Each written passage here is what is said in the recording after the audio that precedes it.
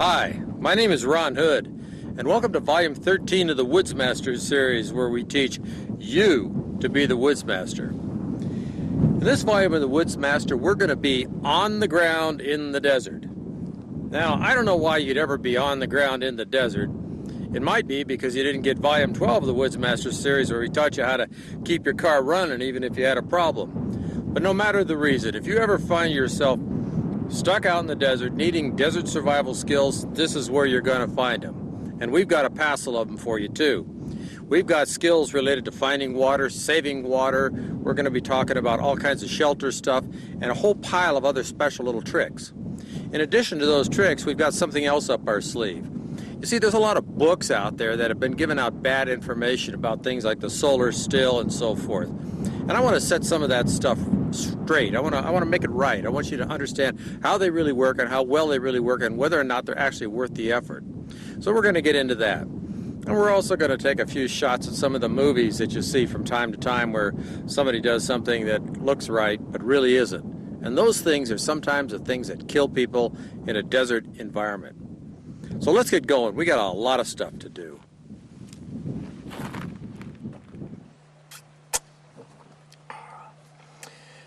The desert it's a land of extremes. I've been out here when the air temperature was 115 degrees during the daytime and below 40 at night. And that's an extreme. It's a huge difference between the daytime and nighttime temperatures. And it's also an extreme for your body to accommodate. You see, at night you can die from hypothermia, which we talked about in Volume 2, and at the daytime you can die from hyperthermia, or exposure to heat. So you've got to have skills that deal with both cold and heat in order to survive, maybe not comfortably, but at least make it through a desert survival emergency. There are several different kinds of deserts in the United States. This one here is sometimes called a chaparral desert. And basically what we have here is vegetation that's characterized by juniper trees and so forth. We have a few grasses and mostly sagebrush. Large parts of California, Nevada, and Arizona are covered by what's called a high desert. And often in the high desert you'll find just sagebrush and Joshua trees like these here. Another type of desert is sometimes called the southwestern desert, and that's what we have here. You can see we have a lot of high cliffs with a little bit of vegetation on there. Here's a little something about travel in the desert. I know a lot of books talk about traveling at night, and I've even seen films that talk about traveling at night. Let's talk about that in this way. Way out there on the other side of this, about 2 miles away, is a little ranch house. It's only 2 miles as the crow flies. But you can see that the crow can kind of go at the same elevation. When you're walking, you got to walk up and down all these little valleys that you see between here and there. And that's a lot of up and down. If you were to actually measure the distance you'd be walking, you wouldn't be walking 2 miles. You'd be walking 8, maybe even 10 miles going up and down, not to count all those times when you're going up and down the wrong canyon. Now let's put this together at night. You say, I'm going to walk to that little farmhouse out there, and somehow you fix it in your mind and you start to walk. Well, as soon as you walk down into one of those canyons behind me, why, golly, you can't see that little farmhouse anymore. So you start up the nearest hill. You come up to the top and you say, oh, I'm a little bit off, I'll just aim over that way. So now instead of going just up and down, you're going kind of like a rattlesnake, back and forth as well. Something else, you can't see all the hazards in the dark. If it's really dark out, you're not going to be able to see where you are. You're not going to see all of those little cactus. You're not going to see those drops that you see behind me there. Heck, there might be something 200 feet deep out there somewhere, and you won't see it if it's at night.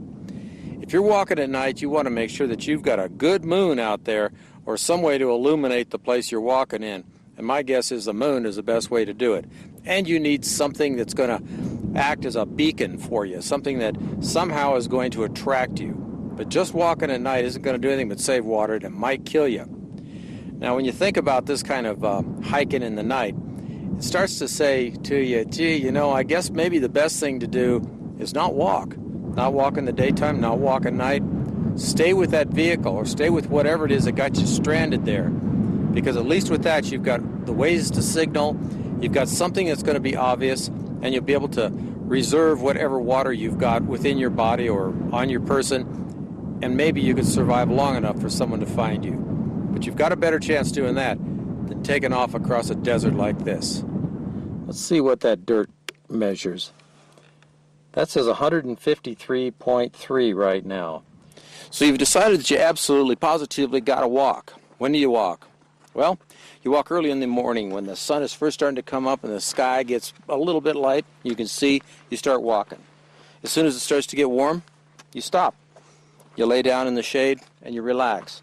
As soon as the sun goes down and you're looking at those shadows, walk until it gets dark and stop again.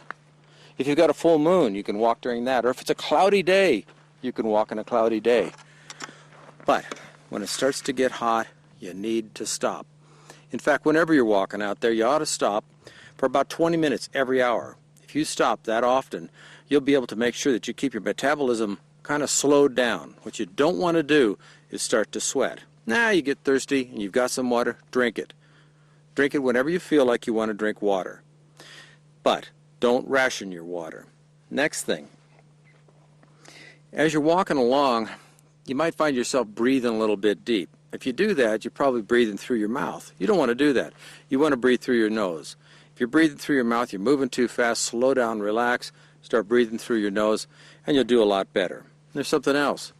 You know, that ground temperature was 150 degrees or so when we measured it. And your poor feet are stuck inside these boxes here, and it's going to be a lot hotter than just 150 degrees in there. Remember, you've got the friction from walking, you've got the temperature of the soil, and all kinds of other things acting to heat up those feet inside those little boxes.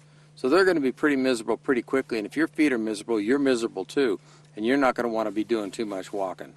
So what do? Well, like I said, when it gets good and hot outside, or before it gets good and hot, because you know it's going to get hot, find yourself a shady spot and relax.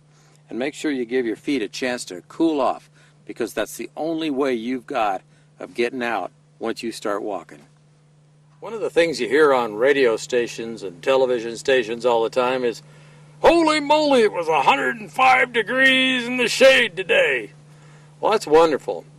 How hot is it in the sun? I mean, that's where a lot of people spend their time, and particularly in a desert survival situation. You may be in the sun a lot, and how hot really is it? And how cool is the shade? Well, let's take a look at it. I want you to see the difference between direct sunlight temperatures and temperatures in the shade. In order to show you the temperatures, well, I've got a temperature sensor sitting right down here in the dirt, on top of the dirt, and right up here in the shade in this rock, I've got the head. And this head will tell you both the temperature at the sensor and the temperature in the shade. Let's take a look at them. The temperature in the shade is 105.3. Let's see what that dirt measures. That says 153.3 right now. So there's a pretty significant temperature difference between the shade and the ground. Now there's a difference in shades. Let's talk about that for just a minute.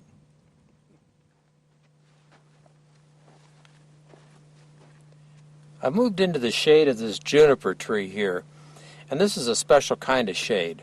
Now you already know that the shade in that rock over there was 105 odd degrees, and right in here it's 103.8, and that's quite a bit cooler. Well, why is it cooler in here? It's cooler for a couple of reasons. One of the reasons is that I am in the shade because of the tree, but I'm also getting what's called transpiration cooling. That means that this tree is kicking off a little bit of moisture, and as that moisture evaporates, it cools the atmosphere around it. So shade in vegetation tends to be cooler than shade in rock piles and things like that. So if you're looking for shade in the desert, try to find shade that's put up by something like a juniper tree or anything else, any kind of other vegetation, and you're going to feel a lot cooler. Another thing is this. When I'm in here, I do have air motion. There's some ventilation coming through here, and that ventilation helps my body to cool itself naturally, because every time I sweat, that moisture is going to want to evaporate, and when it evaporates, it cools me off. This is a good kind of shade to be searching for when you're in a hot environment.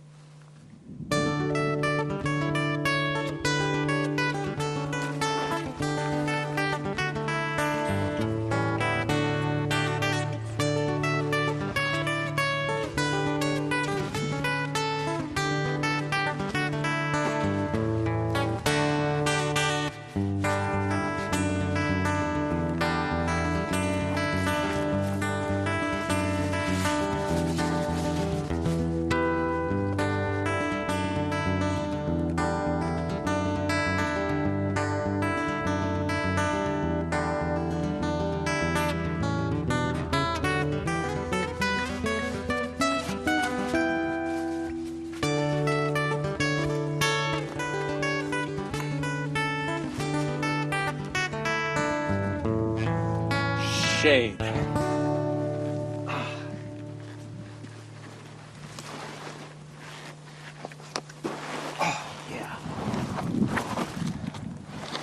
Now come on in and join me and let's talk about another kind of shade.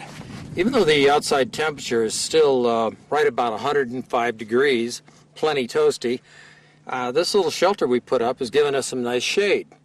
However, when I look at the thermometer, it reads over 106 degrees, in fact about 106.2 at this point, and still climbing. Why is that? Why is it that the shade over there underneath that tree was 103 and this is 106? Well, it's because of the quality of the shade. This here is giving us shade. Yeah, you can see that with your eyes, but what you don't see with your eyes is what's called the re-radiated infrared. And that's actually heat. You see, when we're in here, the sunlight is hitting the top of this black tarp, it's being absorbed, and then it's being re-radiated back into the interior of this little shelter.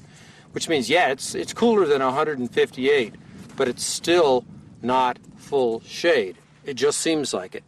And that's one of the mistakes that people make when they make survival shelters with little tarps and pieces of plastic and so forth, is that the sun makes its way through that piece of plastic, through that tarp or whatever, to the interior, and it still cooks them. They're not as cool as they could get if they did something to stop the re-radiated infrared. Now let me show you a trick to help you out and to help to make this a little bit cooler in here. I said I was going to show you how to make that shelter better, and here it is, the space blanket. Now you can see this thing reflects an awful lot of light back, and that's exactly what we want. It's also kind of, well, not exactly impervious to infrared, but it sure reflects a lot of that heat back away from the shelter. So if we put this on here like so, actually if we were doing it properly, we'd actually erect the shelter using only this. But we'll go ahead and just put a little reflective layer on it and go back inside, wait a couple of minutes and see what the temperature turns into.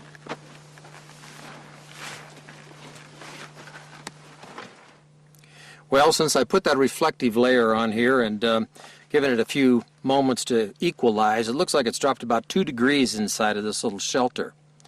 Now, we did that through a reflective layer that's up on top that helps to reflect that infrared radiation back into space. We can't cool the air, but what we can do is stop ourselves from sucking up the heat from the sun. So we've done that pretty effectively.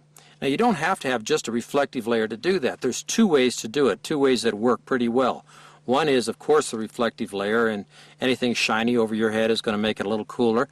And another way is to have 2 layers. So you might have a black layer like I have with my poncho here, and then a few inches above that a second layer made with maybe another poncho or another tarp. What happens then is the infrared will radiate down through that first layer. It gets trapped in the second layer where it creates a convection current because it's warm in there, and then the airflow through that convection drags the hot air outside, leaving you with a much cooler interior.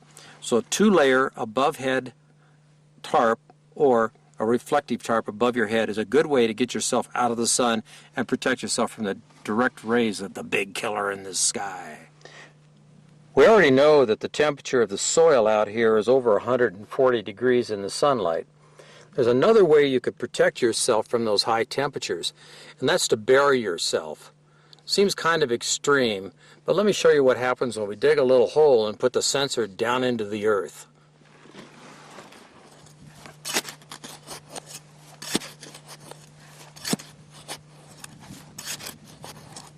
Okay, we got ourselves a little hole now.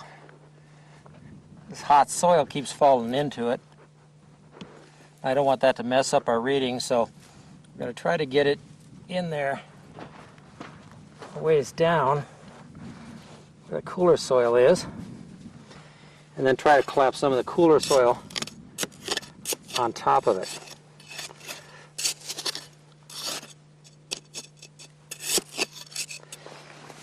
Now, when you're doing this, you got a couple of things working on your behalf. One, of course, is that the actual temperature is cooler down in the earth like that. And the other one is there's a little bit of moisture in there, and that helps a little bit on that convective cooling.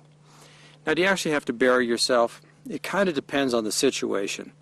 Let's say, for instance, that your car really is stuck and you can't get out, or you're I don't know, a meteorite went through your motor and knocked you out so you can't move anywhere, but you still got the vehicle. If you dig a hole under your car, big enough hole for you to lay in, and you've got that entire vehicle over you, you'll be laying in nice cool dirt, and you'll have all of that shade given to you by the vehicle above you, the protection that that vehicle offers. So that's going to be a good shelter, and it's going to be kind of nice. If you dig a hole, sometimes you could dig a trench and cover up with one of those space blankets, and that'll give you enough protection. But the earth is definitely cooler down around 6 inches or so. Now, this thing has been in there for a little while, and right now she's reading 108 degrees. The outside temperature is reading 111 degrees, which is wonderful. Seems to keep getting hotter. There's only one thing I hate more than desert survival, and that's winter survival, because it's always so uncomfortable. But at least I could take clothes off in desert survival. Oops! Big mistake. We're going to be talking about taking your clothes off to cool off here shortly.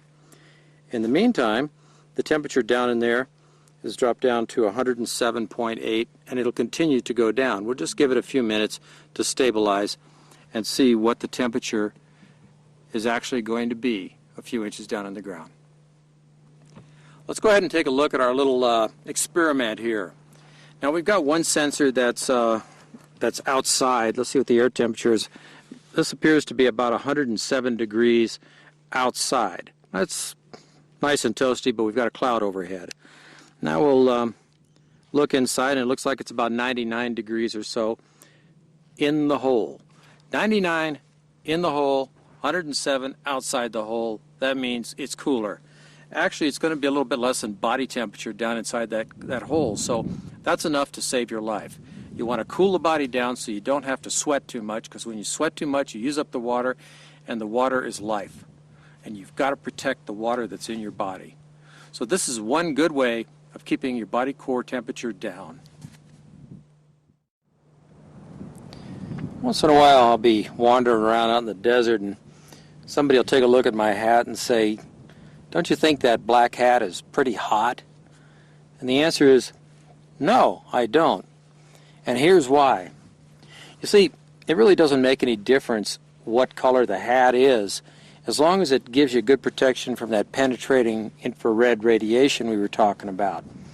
Now, you see a black hat like this, it might absorb a little bit more radiation on the surface, but it doesn't conduct it to the inside because it's felt. What does get conducted to the inside is going to meet up with the sweat from my brow. And when it meets that sweat, it's going to take it and heat that sweat up and cause that to evaporate. And when it evaporates, it cools me. You see, a warm hat actually ends up being a little bit cooler because it forces evaporation to take place inside the hat, and that cools your head. And if your head's cool, you stay away from heat stroke and heat exhaustion and so forth. Or at least it gives you a little bit more protection. What about dark-colored clothes when you're walking around in the desert? Is that a problem? No, it's not. The Bedouin tribesmen wear typically dark-colored clothes. In fact, just about anybody who's in the desert a lot wears loose, baggy, dark-colored clothing for the same reason. The dark color absorbs the solar radiation. As soon as it gets near the moisture, it evaporates it, and then when it evaporates it, it cools you. So it helps cooling when you've got dark-colored clothing or hats on. Light-colored stuff just radiates that away, and sometimes that heat just penetrates down inside and burns you right through the light-colored fabrics. So, whatever you're wearing is probably okay as long as you're wearing something. Now, once in a while, I'll be watching television. You know, that's where I get a lot of my knowledge. I'll be watching television, and I'll see some guy staggering through the desert. Oh, it's so hot, and he throws this down, and he throws that down. Next thing you know, he's taking off his clothes. Is that a good idea? Whoa, Nelly, no it isn't. That's a bad idea. You see, when you take your clothes off like that, it lets all that radiation through, and you remember, it was 150 degrees on the surface of the ground here. It'll be 150 degrees on the surface of your skin because you don't have any shade on your skin. For the first few moments when you take your clothes off, you'll say, wow, this is a lot cooler. And from that point forward, you're dying.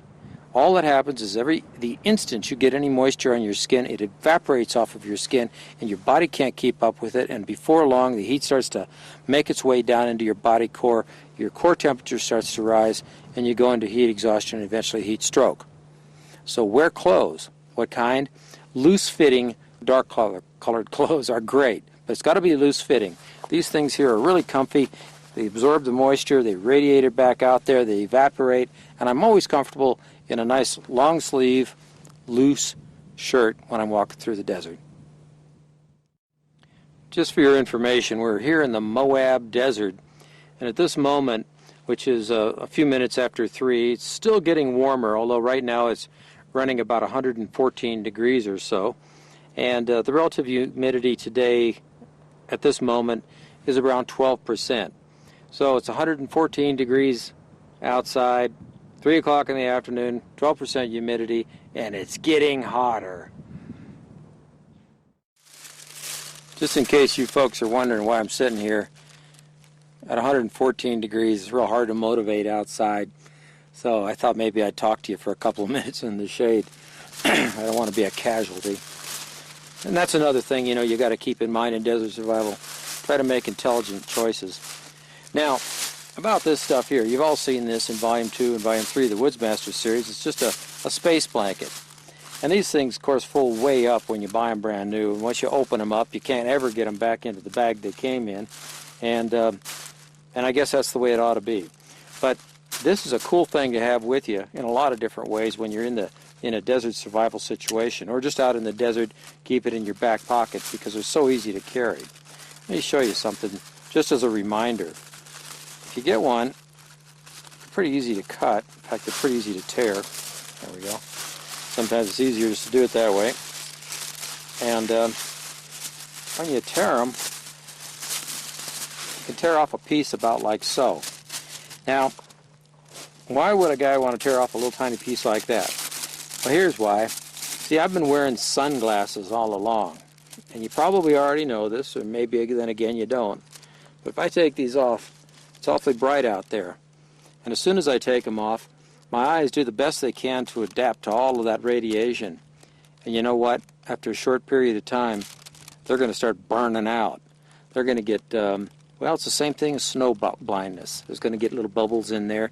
And if you're walking on white sand, you could just forget about it. You'll go blind, and then you'll be stumbling around in corners and stepping in holes and God knows what else. But it's not going to be a pleasant thing.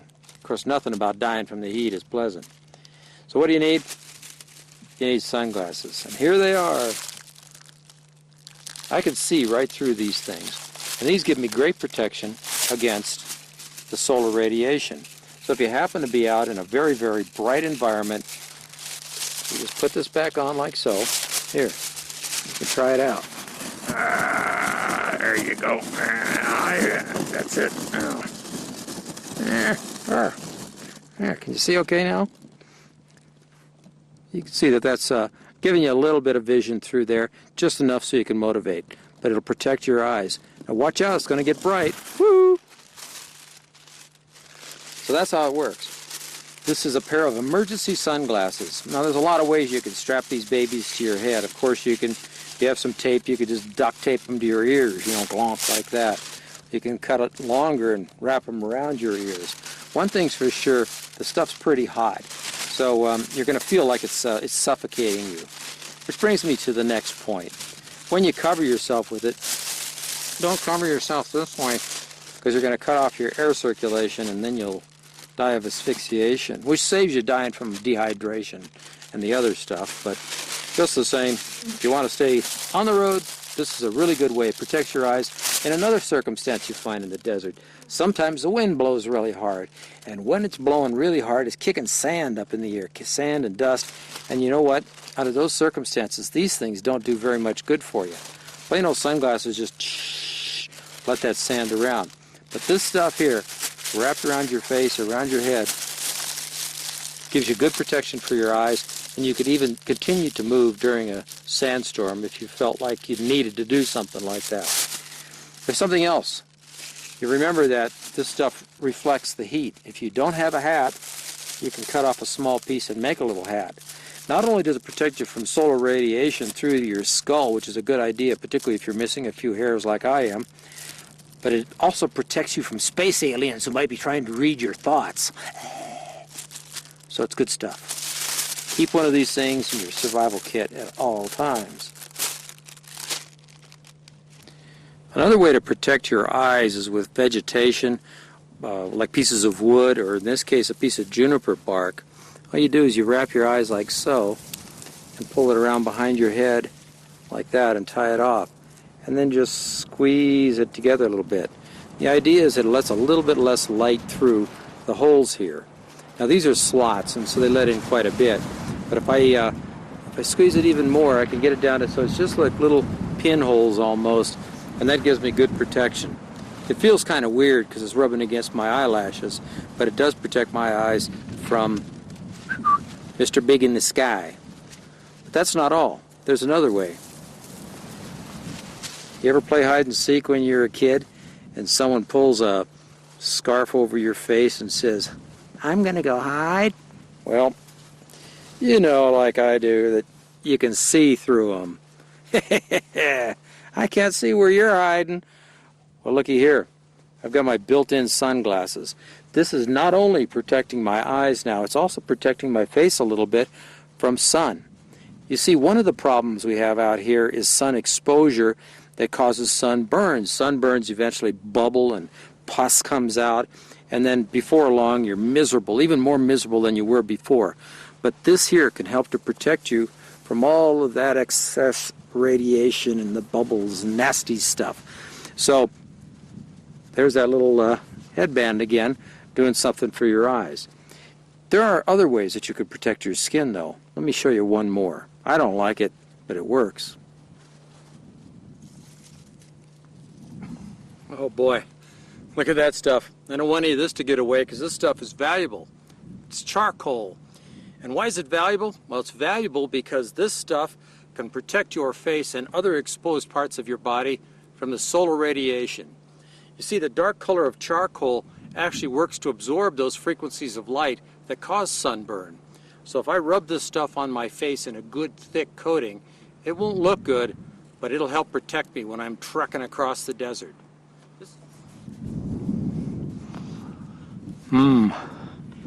Good.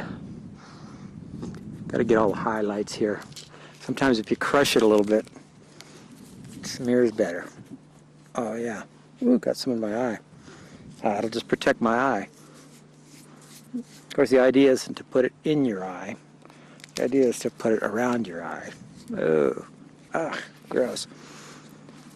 If I ever walk out of here, you know what? I'm not going to be able to get a ride if I'm hitchhiking. Oh man, I'm a charcoal freak. I've been doing this since I was a kid. In fact, when I was really young, I liked to eat tar. That's a confession. Whenever they'd go around and they'd start putting tar on the roof of a house, they did that when I was a kid. Why? I'd sneak over there and steal a big old chunk of that juicy hot tar, and I'd chew on it. I don't know if it had any effects on me, but I did eat it. Is that better? This is how you do it. This is how you protect your face from that sunlight. That, some sunglasses, or some aluminum foil, or pull down your bandana, or look through a piece of wood. But you got to protect the exposed parts of your body. Keep your shirt on, keep your clothes on, keep your hat on, and you're walking in your own mobile shade.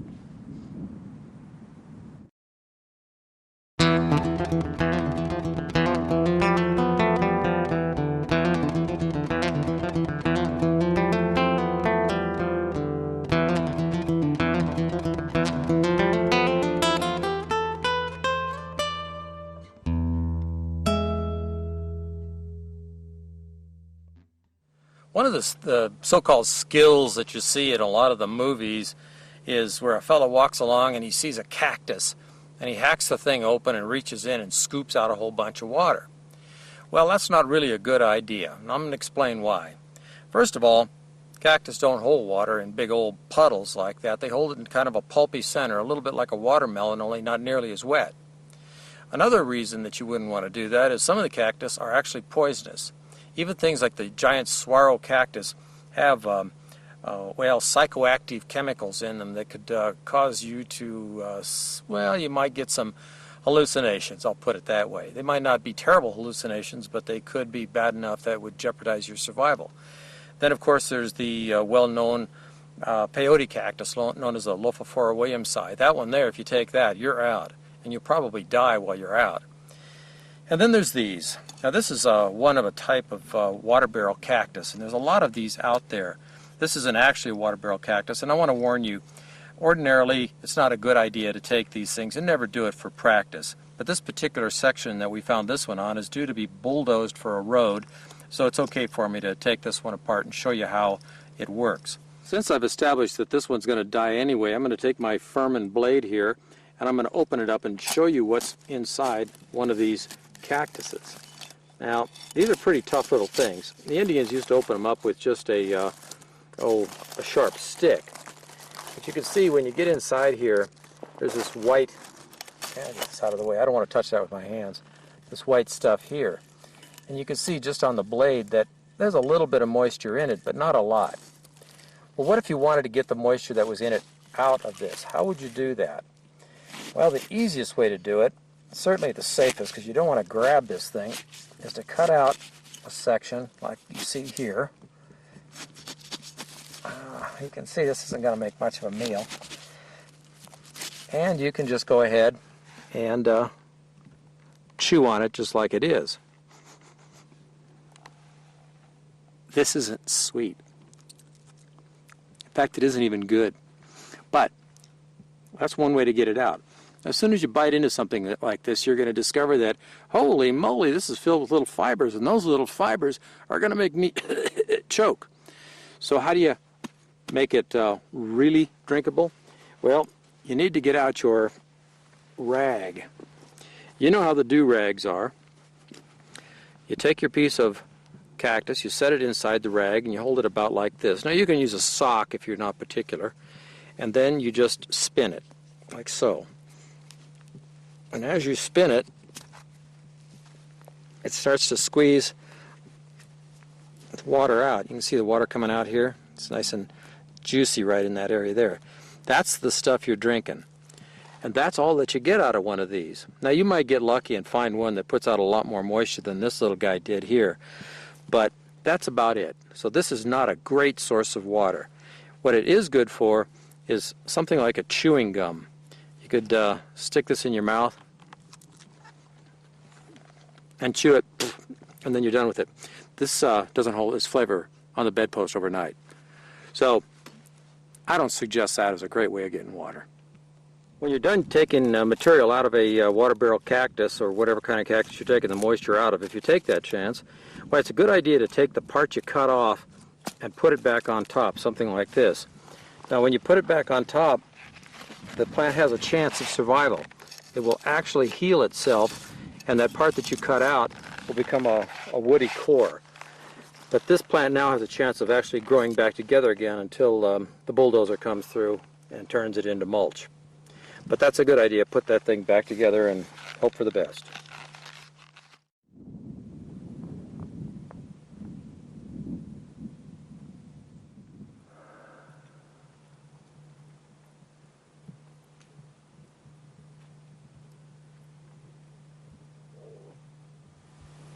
Sometimes finding water isn't all that easy. Now, you can't always use vegetation indicators to help you find water. This water here is right out there on bare rock, and there's no place for vegetation to grow. So what we've got to find this is the reflection of the water on the rock. That's how we located this particular thing. Now, this isn't a prolific producer of water. It's dripping, maybe 3 or 4 times every, about twice a second. But that's a lot faster than a transpiration still or a solar still or anything of the sort. This is a pretty good way of getting some water. Let me show you how to get water off a dripping source like this. The first thing I'm going to do is put a few rocks around here to act like a little bit of a barrier. we're not actually building a dam. We're just going to build a little retainer. Now, as soon as that's built, you can see I put a lot of effort into it. What I'm going to do is get out something that everybody should have with them when they go into the desert, and that's plastic. So let me find my plastic.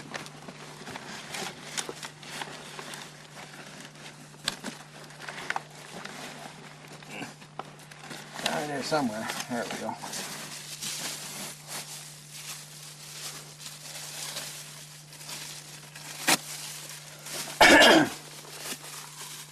Now you can see I got a little bit of white plastic here. I don't need a lot of it. And all I'm really going to do here is make a container. So, now this is my waterproof barrier. And the rocks act to hold this thing in place so it won't slide down the hillside as it starts to fill up. But at this rate, it's going to fill pretty quickly, and I'm going to have some water. Now let's talk about water for just a minute. I can tell you a lot of things about water, and probably already have, but the thing about this kind of water is this. Most of the water that you collect off of live sources of this type are likely to be polluted with something. In other words, this water's been dripping across and down a rock for some distance, and God knows what might have happened on that rock over the last whoever knows how long. What animals might have drunk out of it, what animals might have peed in it, and so forth. So this water really does have a lot of contamination in it. There might even be mineral contamination. There could be alkalis, salts, just about anything in this water. So should I drink it? Well, that's a tough question. In circumstances where you can actually purify the water, like boil it and so forth, you could kill the organics. Not a big deal. And in this kind of ground here, it's probably not likely that we're going to have anything really poisonous in it, other than possibly organics. So if I can boil the water, I'm in good shape. Or if I could filter the water, I'm in good shape. Or if I could poison the water with iodine, I'm in good shape. So yeah, I can go ahead and drink this water. But what if I didn't have those capabilities? What if I couldn't boil it, or kill it, or filter it? Then I'm in a situation, because if I drink the water and I want that water desperately, it could cause me illness, and that includes diarrhea and vomiting. And those are the two fastest ways for you to lose water from your body. So drinking a quart of this water could force me to lose a gallon of my own water. That's a tough choice to have to make. So if you have a way of purifying the water, this is cool. Here's another place where those movies mislead you. You ever seen a movie where a guy's crawling across the ground, across the desert, and comes upon a spring and there's all kinds of water in there? He throws his face in there and gulps like crazy. Oh man, think what he's drinking. That could kill you. Now, after using your imagination about what could be in this water, let me tell you something. It's still a find, and it's a find for this reason. There's other uses for the water than just drinking. Let me show you. Oh, yeah. This is cool. And that's the idea. Right now I'm laying in moisture, and my clothes are getting wet, a little bit wet, and that means that when I stand up and I start to move again, my wet clothing is going to help to cool me. Only this time the moisture that's cooling me didn't come from my own body. It came from the external environment. And that's what I'm trying to do here, is I'm trying to reserve the moisture that's in my body and take advantage of what I find free in nature. And I'll tell you, this is way cool.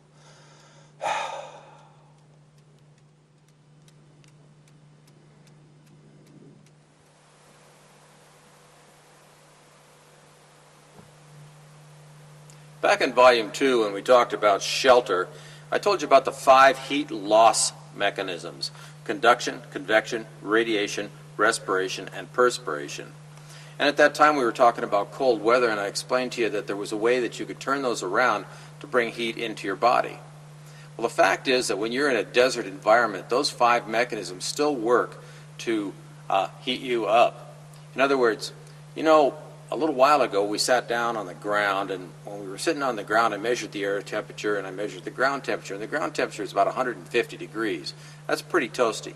So if I throw my fanny down onto the ground or onto a rock that's been in the sun, I'm gaining heat through that rock or through that sand.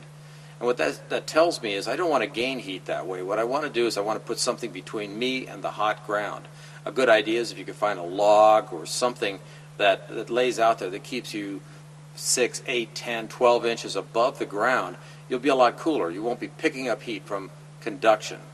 There's conduction, convection. What is convection? Remember, that's the motion of air past your body, often called wind. Now, if you've got a 115-degree wind going by, it's not going to help you a lot unless your body is pretty well hydrated. You see, if you're walking around and you're dehydrated, you're not going to be sweating very much. And that means that this hot air isn't going to be doing anything to cool you. Now, if you're sweating or your body is wet, it doesn't make too much difference about that air. You are going to cool off because the evaporation will cool you. So dehydration starts to fall into this thing when you're walking around in hot air. Hot blowing wind is going to have an effect on you. You will gain heat from it if you're not perspiring properly. And remember, if you're not wearing a shirt or something like that, you're going to be losing moisture before it has a chance to actually do anything to cool your body. So convection is a heat gain mechanism. Conduction, convection, radiation. Well, we already know about that. Out in the sun, it's 150 degrees. In the shade, it's 103 or 104 degrees. You want to get out of the sun because the sun is a heat gain mechanism. Conduction, convection, radiation, respiration. Every time you breathe in hot air, well, if you're properly hydrated, you breathe out cooler air. You see, your body's only at 98.6 degrees, but with an air temperature of 110 or maybe 115 degrees, you're breathing in very, very hot air. And once again, if you're properly hydrated, your lungs are going to work to help cool you off. In fact, that's how dogs cool themselves off. They don't sweat. All they do is they pant. And when they pant, they're bringing hot air in. And the respiration that's inside, the moisture loss that's in their lungs is what cools their bodies off. And that's what's happening for you, as long as you have moisture in your system. Conduction, convection, radiation, respiration, perspiration. Back to the water in your body. You've got to have moisture in your body. If you don't perspire, if you're not sweating, you're not cooling, and then all these other things fall into place and you gain heat faster than your body can throw it off because it doesn't have a mechanism for throwing it off. You've lost the ability to respire away hot air. You've lost your ability to sweat away. You've lost your ability to take advantage of convection, and you heat up and die. And that's not good. As a final word, when we talked about shelter, I said, here are your heat loss mechanisms. Pay attention to these and you have a good chance of surviving in cold weather. In the desert, you have the same 5 mechanisms, and if you pay attention to those 5 mechanisms, you have a good chance of surviving the environment. Well, we've had this thing dripping now for about 5 minutes, and there it is there. Looks like we've got about a half a cup of water in 5 minutes. That's pretty good, actually. If we left this thing here for quite a while, let's say overnight we just made a camp up here, why, we'd have plenty of water to keep ourselves moving. But take a look at that stuff. That's got kind of a nasty, well, you've probably seen that someplace else before. I'm not sure that I want to drink it exactly as it is, but if I had a little bit of iodine or some, oh golly, chlorine or something like that to it, it would be fine for drinking. Now there's another use for this stuff. Remember back in that volume 2, I mentioned that we lose the majority of our heat through our head and neck, and that you've got to cover your head and neck to keep heat loss to a minimum when you're in cold environments. Well, guess what? It's a great place to lose heat in the desert. Now the hat helps to protect you from the direct radiation, but if you wet your hat and keep your head wet, why, I'll be able to cool my body off by cooling off my head. In fact, one of the ways of treating things like heat sickness, heat exposure, and so forth is by cooling the head and neck. And that's what I'm going to do here. This is sort of a preventative maintenance kind of thing. I'm going to make a nice wet do-rag. And after that's nice and moist, I'm going to take a little bit of the extra here and just put that into my hair. Oh, God, that's cool. Oh, now I feel really good. It's like taking a bath. It's refreshing. Oh, yeah, it's sloppy. God knows what I just put in my hair. But I'm not drinking it. And there it is, a wet do-rag. And you know what? I'm going to put this thing on like so that the wet portion is down my spine. And I've got a wet portion on my forehead, in the back of my head. And now I'm going to be really cool. This is nice. I like it a lot. Simple trick, good thing to use dirty water for. Like just about everything in the desert, there's a warning about immersing your body in the water you find. Now, this water here was pretty safe. See, I didn't see anything funky looking hanging from it. Well, there might have been stuff in the water, but there wasn't any white crusty stuff around the edge of where the water was running. And that means that there isn't a lot of alkali or salt in it. Now, some places in the desert, you're going to find water coming down and there's going to be a lot of alkali, which is kind of a white crusty stuff, or salt. And both of those things are bad. If you were to take that water, it would feel good. You put it on your head and it seems to cool you off. But the salt and the alkali both burn your skin or both do damage to it. And alkali in particular, there's places where the alkali in the water is so strong that it'll actually blister your skin. So you've got to be very careful. If you see water, you want to dip something in it to cool yourself off, be sure to look around the area and make sure you don't see a lot of crystals growing there. And that'll keep your skin pretty much on your face. Here's a little Woodsmaster tip for you. Now you saw that when I wanted to get the water out of the bottom of the bag, I just cut a little hole in it so I could drain the water out. And I did that for a reason. If I tried to pour the water out, I'd probably lose control of the bag and lose a bunch of water. This way I could control right where it went. But it also made a hole in the bag. That's where my finger is here. Does that mean the bag's useless? Of course not. It means it's time to make a knot. So, I just put a little knot in there about where that hole is. And the bag's as good as new, ready to use again. Well, you can see that the water stopped dripping here. Why did it stop dripping? Well, it stopped raining up on the mountains above us. So we don't have any more water coming down through these valleys and dripping into here. And we were lucky we got here just in time to collect that water. Does that mean that we don't have any more water available? Well, not really, because this water is going someplace. So let's see where we might be able to find more of this water farther on down the course.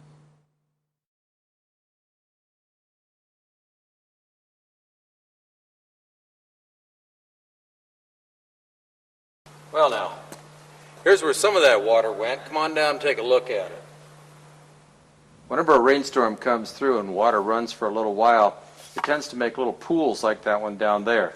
Now that water's probably no cleaner than the stuff we were taking right off the rock, but at least there's more water there. I could wet my clothes, and if I'm purifying the water, that's a good source because there's quite a bit of water right there.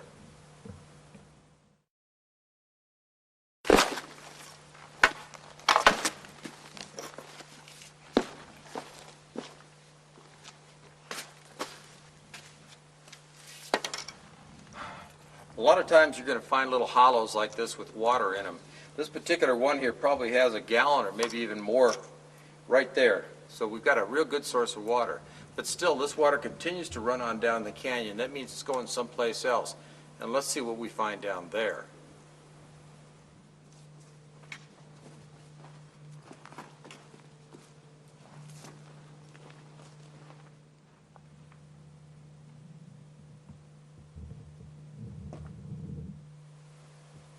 What attracted us to this point was that shiny spot up there on the rock. We saw that and we said there must be water. Well, we went up there and we found some dripping water. Then we followed it down a little ways and we found a small pool of water. So the water's getting better. But then it went into this canyon. And right here at my feet, I have mud. Now, I don't know if there's any water underneath that mud because I haven't done anything to it. But in a lot of cases, when you find moist soil like this, if you dig into the moist soil on the bends of these little canyons and so forth, sometimes you'll find water down underneath that sand a little ways. It might be just a couple of inches, it might be a foot or so, but at least it's moist, and it's enough to wet your body, to moisten claws and so forth. And another thing, it might be a good place to put something like a solar still, because it is very, very moist in there, and you will get some moisture out of the ground. But let's see what we've got down in there. I'll dig a little hole.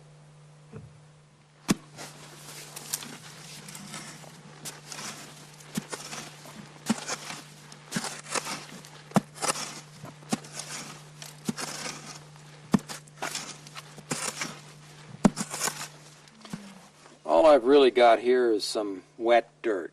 So this isn't going to be a source of water for us. We could put a still up, but that's a lot of work. And I don't want to dig anymore because I can see that it's nothing more than just moist soil, which if it was really, really hot, I could lay in and cool off.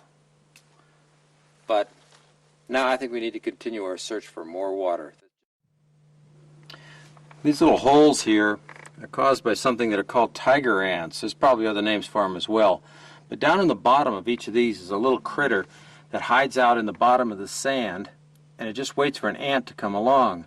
And when an ant comes along, why, he gets into this steep stuff and he starts to fall. And when he falls, down in here is a little tiny critter, and he'll grab him. Ah!